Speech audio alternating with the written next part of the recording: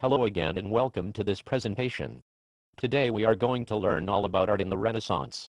But before we can do that, we need to examine how the Renaissance changed art. Take a look at the two pictures behind me. On the left is a picture from the medieval period. As you can see, the picture is about religion and was most probably seen in a church. It has very little depth and hardly any shadow. Compare this to the picture over on your right. This is a painting from the Renaissance. As you can see, man is the focus of the picture, not God. It has perspective, space and depth. There is also shadow which helps to make it much more realistic, don't you think?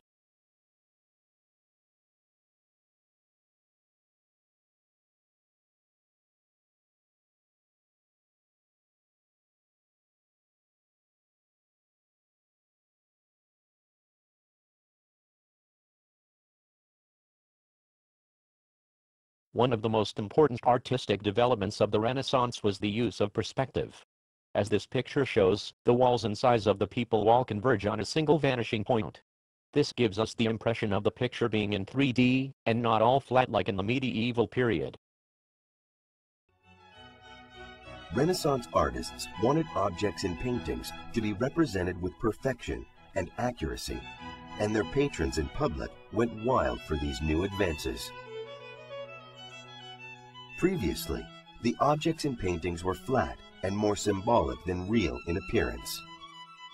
The size of a subject was never dependent on its relationship to its environment, but rather the subject's size generally reflected its importance or religious significance. For example, take two circles, one larger than the other. The circle on the left is considered to be more prominent than the circle on the right. This prominence is due to the fact that the relationship between the two circles is not based on their environment, but on the comparison to each other.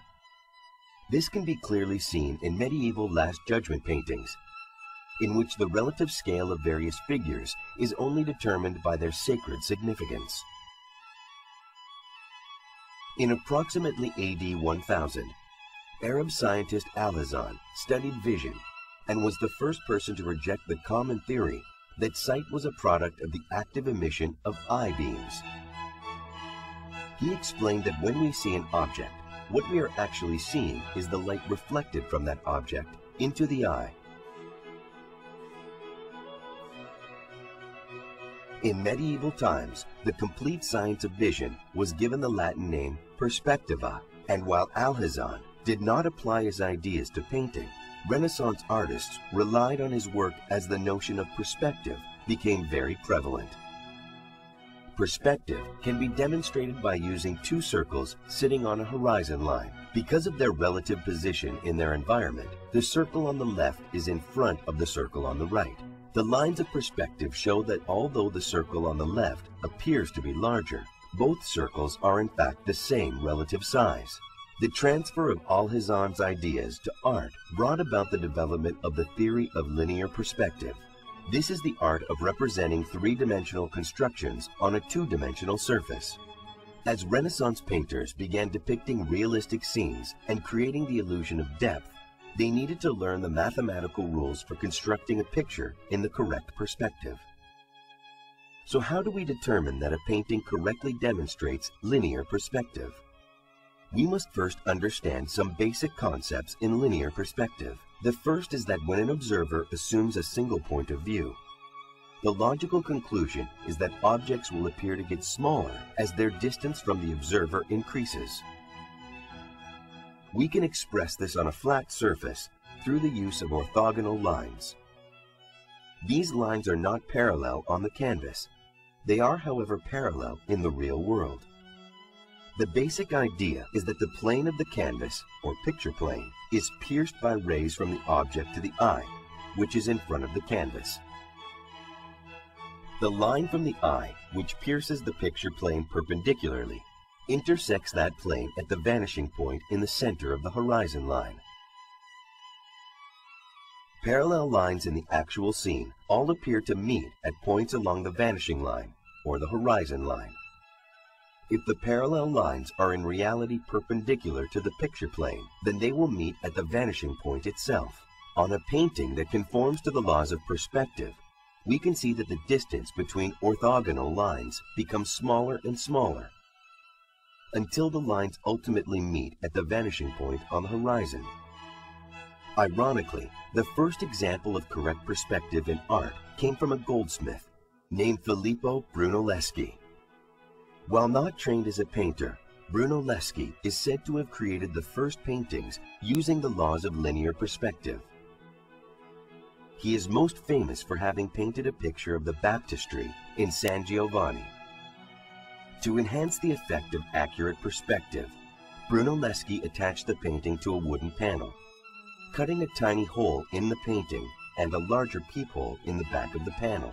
He then placed a mirror in front of the painting and had observers look through the peephole. What they saw was a reflection of the painting in the mirror.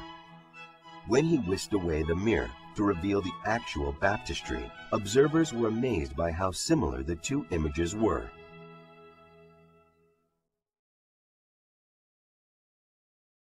There were many famous Renaissance artists, 4 of which later became Teenage Mutant Ninja Turtles. That's a joke, in case you are not sure. Of all the famous Renaissance artists, or Ninja Turtles, possible the greatest of them all was Michelangelo. Michelangelo started out as a sculptor. He had to study anatomy in order to create such perfect body shapes. He is famous for sculpting the Pietà, and also the famous statue of David.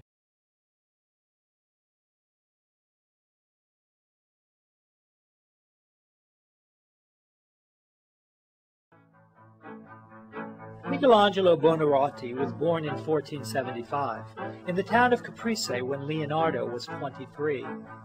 Michelangelo was sent to study the ancient Roman statuary collected in the gardens of Lorenzo de' Medici. From the sculptor who was curator there, he learned a way of twisting his figures into a contrapposto, a twisting of the shoulders while the hips remained frontal. In Lorenzo's court, he rubbed elbows with the leading thinkers of the Renaissance. But Michelangelo never learned polite manners. He was terse and rude. His manners did not win him friends, and he earned himself a broken nose for his rudeness, which disfigured him all of his life.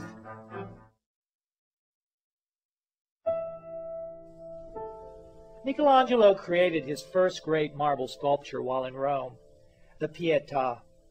It is today in St. Peter's Cathedral. It is a single figure of Mary grieving over her dead son, Christ.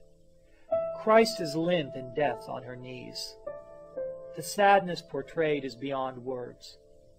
Every muscle is perfect and relaxed. The life has parted from Christ's limbs. Also, there is something strange about Mary. She is too young to be his mother. Michelangelo's reply was that it was the purity of her soul. Michelangelo hated to imitate a living person unless she or he was beautiful. Like the ancient Greeks, he idealized people into physical perfection. Yet he personally lived miserably, slept in his clothes, and never washed.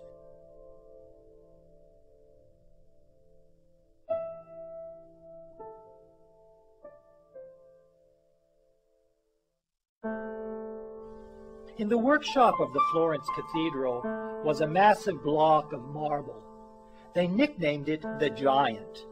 For 50 years no artist dared to tackle it. From its slimness he knew it should contain an adolescent, not quite filled out as yet.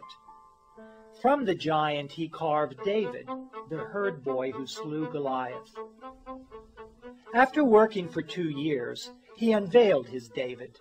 The anticipation was feverish. Spectators were awestruck at the heroic size. The boy's hands and head were disproportionately large, just as a teenage boy would be. Every muscle, every vein is sculpted with an accuracy never before seen in marble. The defiant look, the slingshot casually over his left shoulder. He represents youth defiant and so self-assured that he can do whatever he sets himself out to do. The human figure was almost exclusively Michelangelo's sole passion. He studied his predecessors, Giotto, Leonardo, Mantegna. He even dissected corpses. With the human figure, especially in sculpture, which he preferred to painting, he expressed all that he felt. He said that a relief is even more expressive than painting, so that when he painted his Tondo, which is a circular picture of the Holy Family, it looked like a relief. The figures are nearly three-dimensional. They are sculptural, and they are more heroic than tender.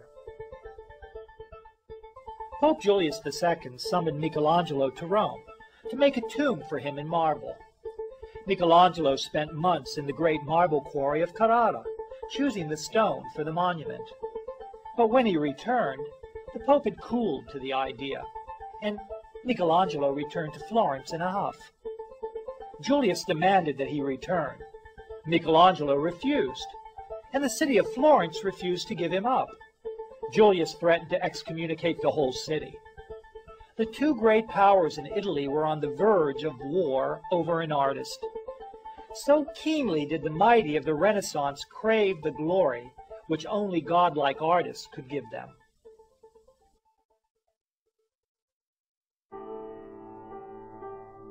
Eventually, Michelangelo did return to Rome, and he was told to paint in fresco the ceiling of the Sistine Chapel. For 4 years he lay on his back, painting into wet plaster. When at last it was ready and the fresco was dry, the Romans came in droves to see the most stupendous pictorial ever created, like a giant comic book. The Sistine Chapel ceiling covers 10,000 square feet of plaster. There are 343 figures, 10 to 18 feet high. The monumental scheme depicts the story of creation and the redemption of man. The architectural frames mark 9 histories. Number 1, the origin of the world, separation of light from darkness, creation of the sun and the moon, separation of the earth and water. Frame 2, the origin of man, the creation of Adam and Eve, temptation and expulsion from the garden.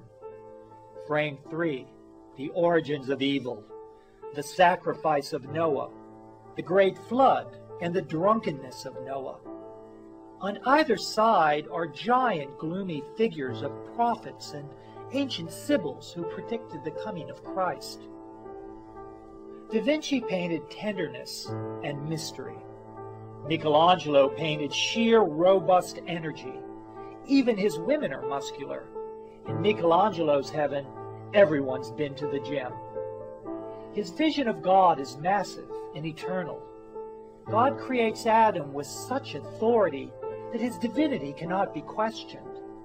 The prophet Daniel has such overpowering force that redemption cannot be doubted, even by brave men. Michelangelo created the kind of man who is more than equal to the task of dominating the earth, even as his mighty God dominates the heaven. 30 years later, he completed the Last Judgment on the back wall of the Sistine. 200 figures, and each one is an entirely different tragedy or triumph. It is a blast of energy which will influence art in the future.